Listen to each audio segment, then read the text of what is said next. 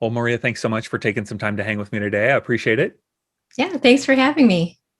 Well, I want to hear your story because every entrepreneur has kind of a unique backstory of how you got into doing what you do. Was Willow and Bee your first business, or did you have another business prior to that?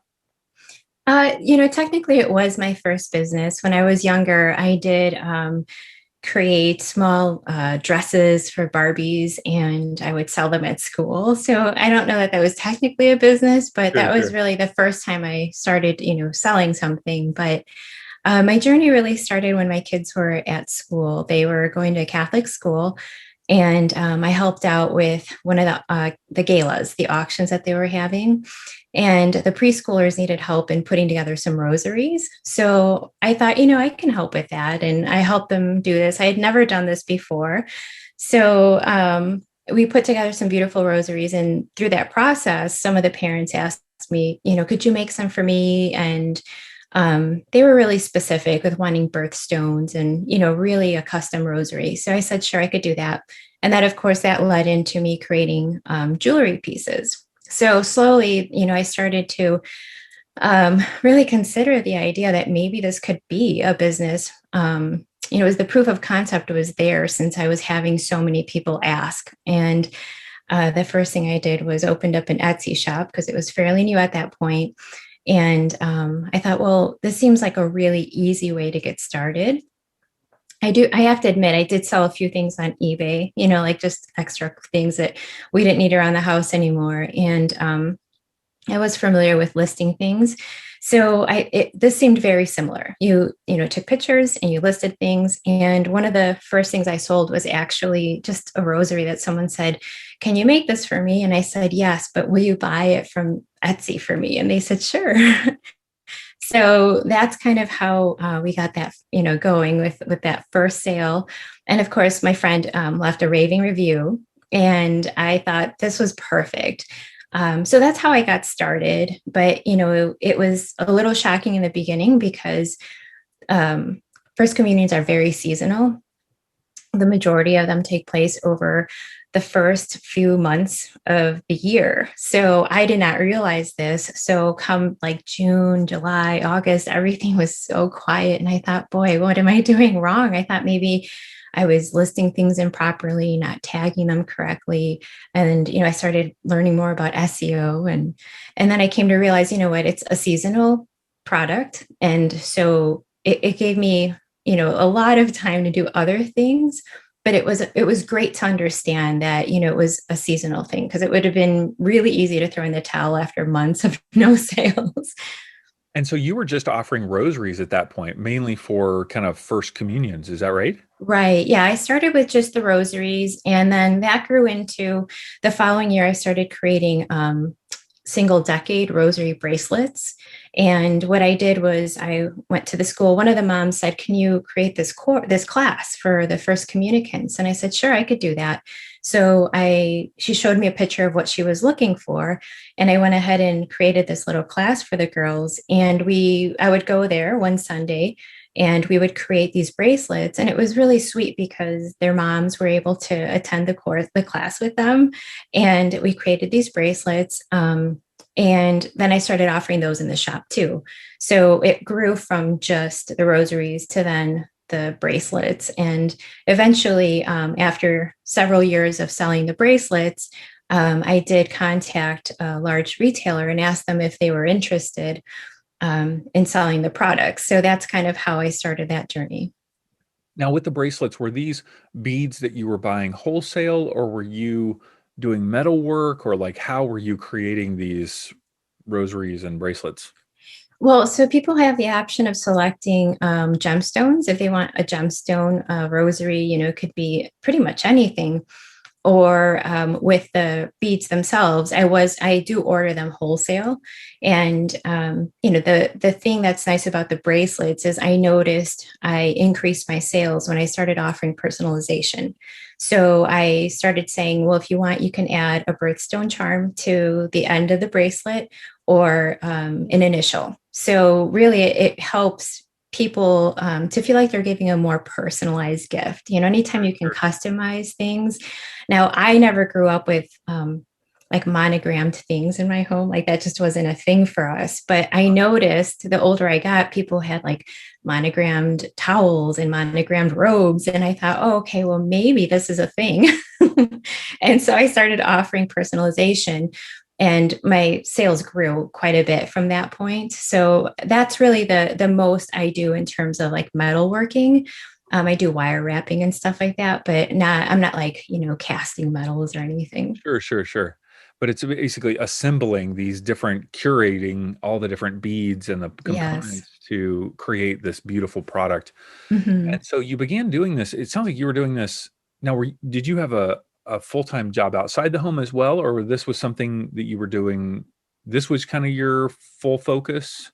Yes. Yeah. Well, when I first, had my son, I decided at that point, I just told myself some way or another, I'm not going back to work. I want to be home with my kids.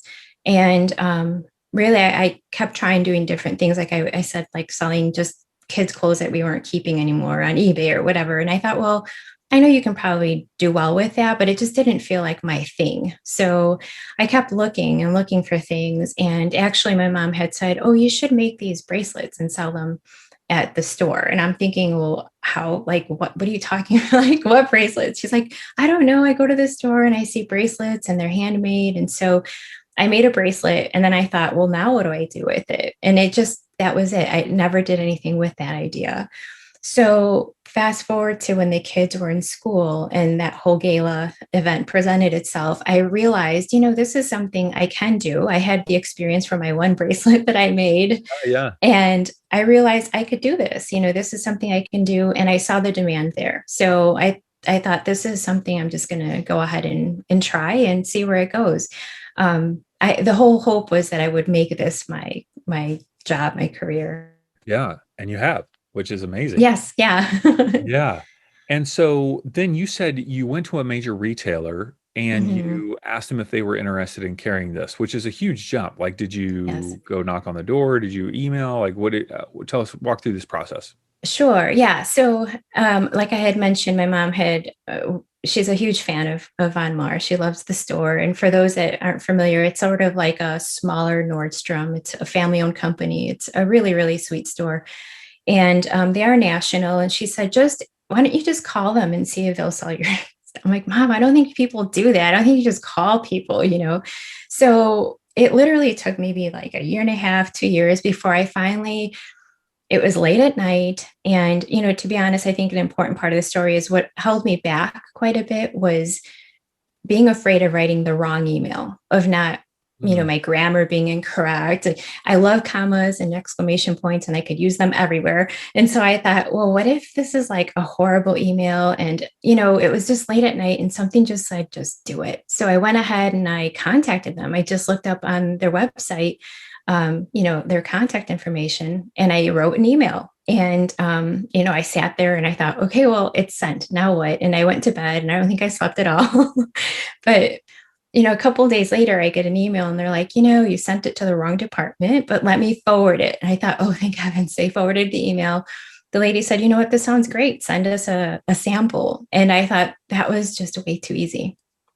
So really that's how the relationship started. I sent them a sample of my pieces and they went ahead and placed an order for that year. And it was small at first, but what happened was I started feeling a little worried because now I thought, now what do I do? Because I don't know what I'm doing in terms of I didn't, they sent me this form that said, this is, I mean, there's so many numbers and right, acronyms, right. and I did not know on which way to turn. So I Googled just about everything. Sure, sure. Yeah. So I went ahead and sent them the first order. And then the next year, I think the buyer asked me, could you send us a line sheet just to see what else you offer? And I thought, sure, I'll send a line sheet, whatever that is. So again, I'm Googling. So Right. I really feel like, between my mom's encouragement and Google and the support of my husband, it became a reality. Because really, a lot of times when you start out, you do take a leap and you don't know. But at the same time, if you wait until you're never going to be ready. You're never going to be ready. So you might as well just do as much as you can to get yourself there and learn along the way. There's so many people that are willing to help too. Mhm. And that story, we love to hear these stories because it's the story that we wish would all happen, like Hmm. happen to all of us, but it doesn't. You know what I mean? Like it can be an uphill journey for people. I mean, it sounds like you just hit this serendipitous moment where you had the right, product at the right time with the right person. And that's amazing. Absolutely amazing. Yes. Yeah, Yeah. it's a huge blessing, but I do feel that I didn't just fall into it. I feel like I prepared by, first of all, having all of the years of doing this on my own and getting a lot of feedback and, refining the process until I had a product I knew was just a good seller. It was doing really well. So, had I just emailed them like years back when I had that first little bracelet that I made, it would have been a different story because I didn't really have a business. I didn't really have anything. I just had one bracelet that I had made. So I think the idea of preparing yourself for that moment really adds up to a lot. Mhm. Yes, I hear that. I hear that. Okay, so now, uh, how many years have you been in that store, and are you in other stores now? So I'm in some small boutiques, and I am still there at Bon Mar. And they do have another line that they asked me to carry for them. So they sent me images of what they were looking for, and that has expanded my products with them, which is really great. But it's also made me realize, you kind of don't know what you have until it's gone. And I'm Mm, grateful for the business, but it's really interesting to go from a very seasonal business where you have many months that you're not technically working in your business to now having to extend that line to producing and shipping and being responsible all year long for that product. So it really has increased my workload, but it's a blessing. It's just that you have to recognize sometimes having a seasonal business isn't the worst thing in the world. At first, I always thought, well, geez, what do I do, to increase this? And now that that has come true, now I'm thinking, well, geez, now how do I outsource a little bit? Because yeah. you do crave that time off that I used to have. And now you're still manufacturing all of it yourself.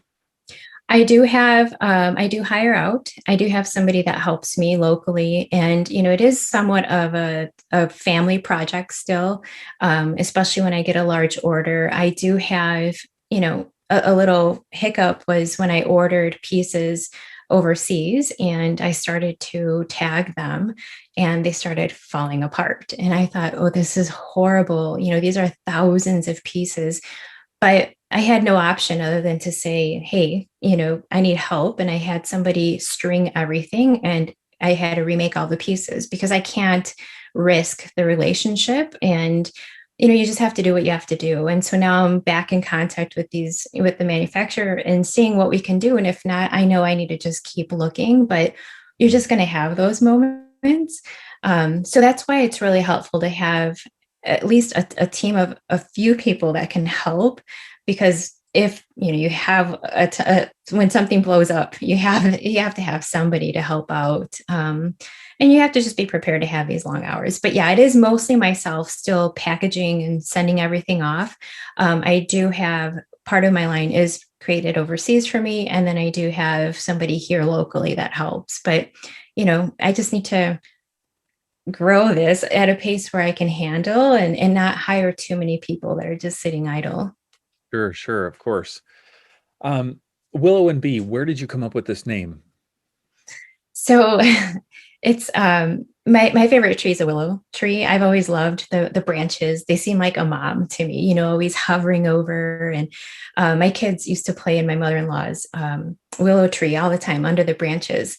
And my daughter and son and I, anytime we were in a car, we would say, "Oh, there's a willow tree," and of course, there's fights in the back about who spotted it first and whatever. So I've always liked that name, the willow tree. And my daughter in particular always helps me, and she's just so busy, always like a little busy bee. And so somehow the two names came together, and I said, "Hey, Nadia, what about Willow and Beach?" She's like, "I like it." So that's how we came up with it.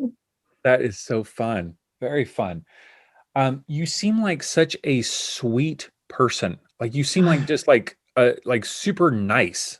Like, Oh, thank you. I'm assuming that's like just you've always been this super nice person. Oh, thank you, David. Yeah, I try to be. I feel like the hardest part, especially when you're starting in business, is it feels lonely and it feels like there isn't a lot of answers out there for you. And it feels scary, to take that leap.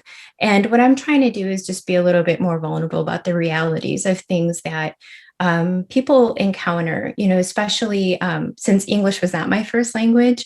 And I don't know if I think I must have zoned out a lot in school. So I feel like a lot of those things that held me back in the past were things like I mentioned before, like, am I going to write this properly? Am I going to word this correctly? So my husband is always my proofreader and, somewhat editor for me. But at the same Sure. time, I thought, you know what, there's no shame in getting Grammarly. I'm not saying it's the fix all, Yeah, it's great. but yeah, but there's, I can sit here and always worry about, how are things going to turn out? Or I can just do things and then, use an edit if I have to or whatever. And so, yeah, so I think the more real you are, the more honest you are about things, it helps people to not feel so alone and as if you've got it all figured out. Because that's always hard to seek advice from somebody who feels like they have it all together, and then you feel like, well, I'm going to look really silly or whatever. So I think it's just important to be genuine.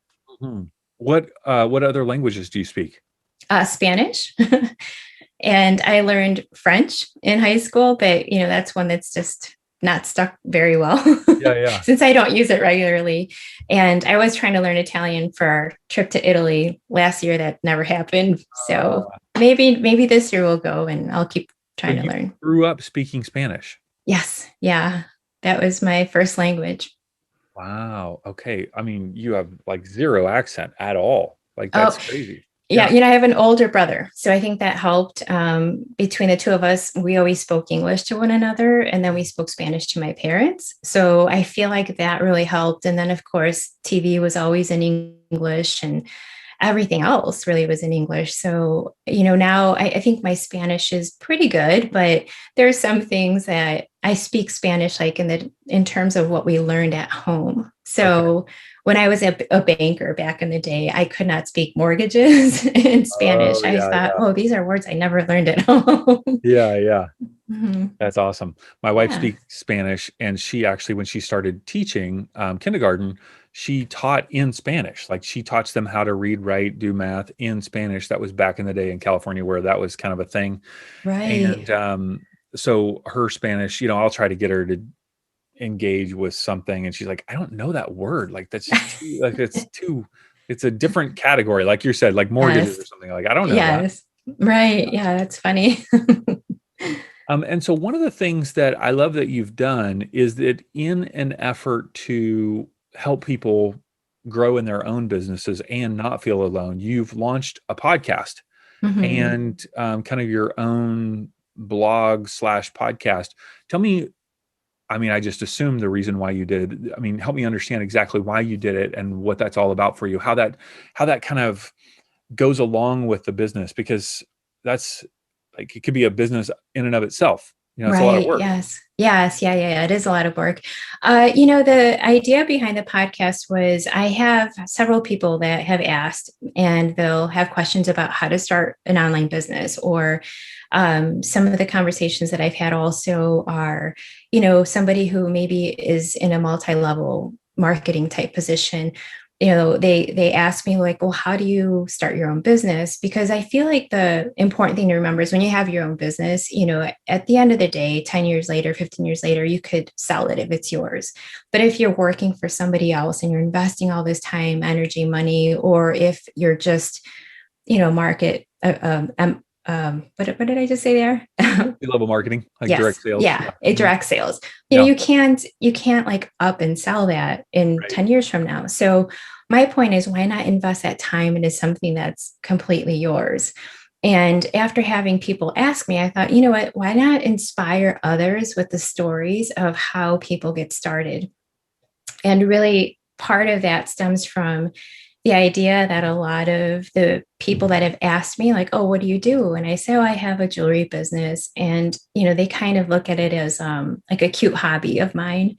And I think, well, I'm making like pretty decent money from it. So, but I think for whatever reason, people still think of women crafting or like people in the arts as something that you do on the side. Yes. And I thought, there's a lot of great stories out there personally that I've heard of that you really show that you can take a person and teach them how to make something, or they enjoy doing something, and then they take that passion and grow it into a successful business, like say Mrs. Fields. Like that was one of the first stories I ever heard that really inspired me as a young girl to realize that it's possible to take something as simple as baking cookies and make an empire out of it.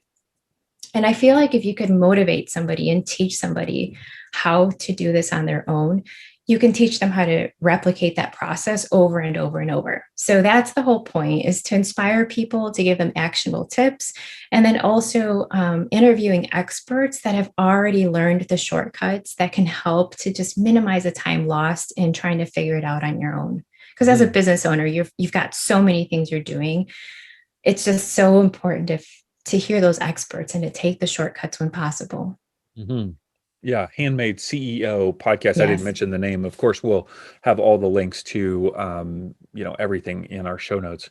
But yes. and you like, was that a comfortable transition from adding, from creating your own jewelry to now like becoming a podcast host? Was that comfortable for you, or was that stretching? Oh yeah, that's a stretch. I feel like I've always been a pretty strong introvert, and I'm not a out there. I don't put myself out there often. It always feels to me like when you have to post on social media or get on a podcast or do a video or even take pictures, it always feels very like you're sharing too much information. So I always thought, I would love to maybe write a book. The idea was write a book and then be done with it. But the more I heard podcasts, I thought, this is such a great way to reach people that Mm, maybe would not have the time to sit down and read a whole book. And really, if somebody wants to do more investigating on the one topic that we might have touched on, then they can dive deeper into that. But it's so neat to have a medium that can be consumed. Sometimes it's 10 minutes, sometimes it's 30 minutes. It's not a massive commitment for the listener. You can do it while you're walking, or while you're doing chores. So I loved that whole part of it. But no, it felt uncomfortable at first, but it almost felt like it's something that if I didn't do this, I would really be disappointed. And I had read a book a while ago, and I remember the message was not to die with that song stuck in your heart, like to go ahead and sing it, to go ahead and try it. Otherwise, how will that look later on for myself? How will I look back at my life and say, did I try? Did I do anything? And I thought, if I could teach one person, two people, three people to go ahead and just take that leap and try a small business, that could have huge impact for the rest of not just their life, but generationally. wow, that's huge. So this Yeah. idea of sharing, like, feel like you all might be sharing too much. I have clients that feel that way. They're like, social media is not their thing, and they feel like I don't want to share too much about my life. Like, how do you process that? Well, so I started looking at it the same way as I started to view things more of the way I feel as a consumer. So when I am on social media, I'm reading about whether it's a mentor or whoever it is that I follow, I read all these things that they post, and I don't ever say to myself, oh, they're sharing way too much, or I don't ever say, geez, this is like the second post I've seen today. So I thought, well, what would make it any different for me to be posting it, if it's not, like a bragging post, or, if it's something truly where you're serving, I don't feel that anyone's going to look at it and feel like you're sharing too much information. And I feel like it helps to have a plan. If you know what you want to post and how often you want to post, I feel like that helps, because now I'm only filling out the things that I'm supposed to do for the week. And it Mhm. doesn't feel anymore like I'm just scrambling to put something out there. But that's something that, I'm still learning how to work on. Yeah, I feel like right now, especially since it's my busy season, it's hard to stay consistent with those things. But it's definitely something that I feel everybody needs to do because your content isn't seen by everybody on every platform all of the time. That's So very true. yeah, so it's Yeah. better just to put something out there. Otherwise, your things won't ever get seen. And what's the point of creating if you're just not going to, like, as a person who creates content or a person that creates a product, a lot of times we make these things and then they just sit there, never seen again. So you need to kind of be a promoter more than, a creator. Like you almost have to create as much content as you create pieces. Yeah. Yeah, that's interesting. Um, Most people that get into business, they get into it because they like whatever it is that they're doing. Mhm. And I tell them, I go, you actually, no matter what business you got in the business of marketing. Like you Yes. are, like, that's what you do. Like, yes, you make jewelry, but you're a marketer. Like, that's what, Mhm. because without that, nobody's going to buy the jewelry. Exactly. Yeah, very true. And I think that getting over that feeling is just try and look at it the way that you see yourself as a consumer. If you Love don't that. feel, yeah, if you don't feel like, you're being bombarded by too much information from other people, chances are people aren't viewing you the same way. Yeah. Now you've had a chance to utilize Rise Up Creatives a bit. Yes. What has been your experience with that as a resource? Yeah, so I just started using it and I love, love, love that. Like I mentioned, everything is already you have options. So you don't have to like worry about what things am I going to post. You can pre-select like a whole month in advance. What I like is that in one of the tutorials you mentioned, hey, these are things to start with. Let's do the important holidays and then maybe any launches or big events for your business. So I like that thought process because as a creator of jewelry, I didn't really study the marketing aspect. So to me, it always felt like, well, do I just show people how I make jewelry all day long? Like I just didn't understand the process. And through the Rise Up Creative program, I'm able to see, oh, wait, you know what? There's so many options for what you can post. And rarely is it just product based. It's not about my products. It's really more about who I am, why I'm creating, and the things that I'm putting out to the world. And I love that it takes the all the question out of it for me. It's just been super helpful. And the pictures are beautiful. So it's been really great. And like I said, I'm just now diving into it. So I can't wait to like really, plan out a long time frame. And then I don't have to worry about it. I can almost just set it, on autopilot and just check in and fill in the gaps where I need to. I love it. That's so good. Yeah. Um, what is your next step in terms of your business or life? You've got Willow and Bee, you've got Handmade CEO. What do you feel like is next for you? So with Willow and Bee, I want to do, I'm creating a subscription box. So what I would like to do, and I haven't figured out the exact details yet, but it would be, I think, a quarterly box. And I'm even thinking there could be one that is just tailored to First Communions because there's so many things that go into that big day.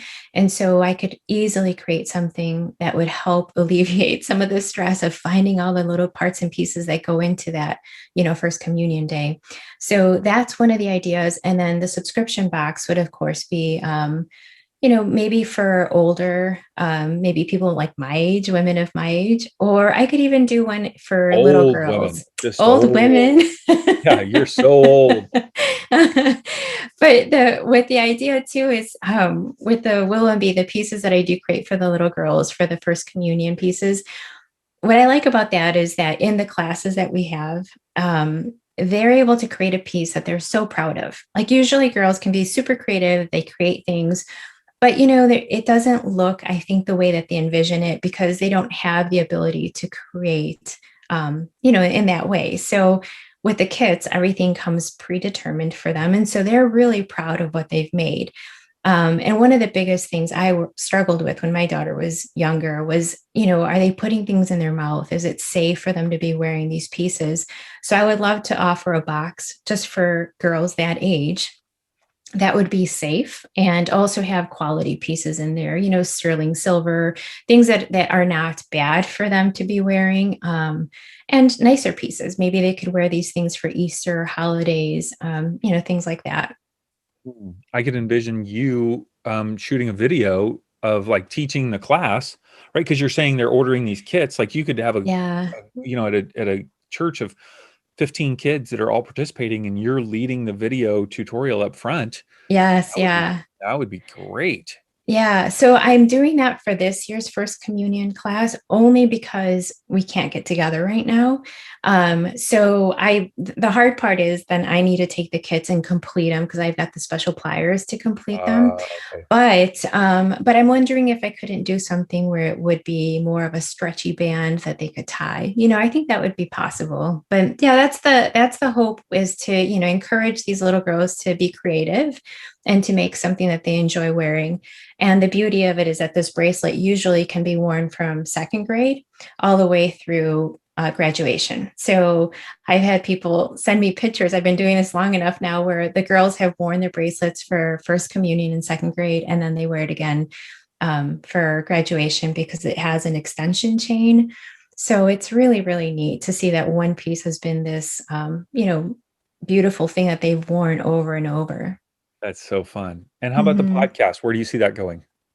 With the podcast, my hope is to create courses to help people to get out of their own way and just go ahead and try it. Sometimes you have questions, and that's what prevents you from taking the leap. So I already have a mini course that I started. I have to just actually put it, together and out into the world. And it's really the three simple things you must do before you kick off, your small business. And they're very simple things like, testing the market, making sure if it's a product based business that you have really great pictures, because ultimately that's what sells your products. You don't have the ability to touch and feel and see these products. And I think I want to grow that a little bit more because video is becoming even more important these days, and every single person out there is using video. So I would love to grow the Handmade CEO brand to something where it's recognizable and that people can trust and know that the course that's being offered is going to really provide, all the information they need to take the next step. Hmm. I think about one last question, circling back to Etsy, because my guess is you probably don't sell on Etsy anymore because you have your own website. But I have some clients that are kind of making that transition from Etsy to their own website. Like, what are the pros and cons of Etsy versus your own website? Yeah. So actually I do still sell on You do? Etsy, and Okay. I'm also on Amazon Handmade. The way I see it is I have the ability to reach those clients as well as the Amazon clients. And for those people that find me through Google search, or if they see my products at Bon Mar and want to know if I offer other things, they might find me on my own page. The biggest benefits I feel to selling on a platform is that you have the visibility, and the amount that you're paying for that visibility is very, very small. So you aren't putting out major, massive ads to have a whole lot of people looking at your products. I have heard that one of the cons is that if you pull up a bracelet, you pull up First Communion bracelet, maybe you find mine, and then down below, you're going to see others like it that don't belong to my shop. And I was actually having this conversation with my sister because she's going to launch her Etsy shop. And she said, yes, but don't you share the views then? I said, yes, but here's the thing. Somebody could look up mugs because she makes these really cute mugs, and they might find yours down below. So it works both ways. And so if you're worried that, maybe someone's going to not see your product because they're looking at, down below at the other suggested Right. products, you might also be one of the suggested products at some Right. point. So it works both ways. In the beginning, I also only looked at it that way, that, well, it's a negative because, they're showing my competitors. But now I see it as even more visibility because I'm not paying for ads. So somebody that pays for ads could then, have an ad, and now my picture comes up down below. So it really does work both ways. And I would say that's the one of the biggest problems with selling on a large platform is that you are sharing the views. The other thing is you need to be aware that you're not growing your own email list. So those clients are Etsy's customers, and the clients on Amazon are Amazon's customers. So the idea is that you need to find a way to create an email list where maybe you offer a coupon. And in order for them to receive the coupon, they need to sign up to your email list. They get the coupon. Now they can go ahead and proceed to Etsy. I just think it's important. That way, if you have a launch, you can go ahead and send your brand new product to all your email list clients. And not to say that it would happen, but it does. If for some reason you receive negative feedback or there's any issue and Etsy decides to close your shop, which I've heard of happening, now you're at square Done. zero, you're square Yep. one, you're back to, you're in the negative because you don't have any customer base. All your customers lived there on Etsy or Amazon. So I think it's super important to start an email list where you can reach these clients. I'm not saying to take them off of the platform, but I just believe it's important for you to, I always like to put a little card that thanks the clients. I handwrite a thank you for them. And, on there is my own site. And if they want coupons or whatever for my page, they can go ahead and visit that site. So I'm not saying to do anything that's, tricky in any way, but I do think it's important to do that because, like I said, if for some reason they decide to do something where now your clients aren't available to you, you really have to start from square one. Right. All right. Good stuff. Yeah. All right. So we've got Willow and B-E-E. Yes, I Yeah. said that right. .com and handmadeceo.com, which are just two great URLs. And we'll put all the links to your social media and all the things in the show notes. So Maria, thank you so much for just sharing your story and your wisdom. You have just you've shared so much great wisdom today. I really appreciate it. Oh, thank you, David. Thanks so much for having me.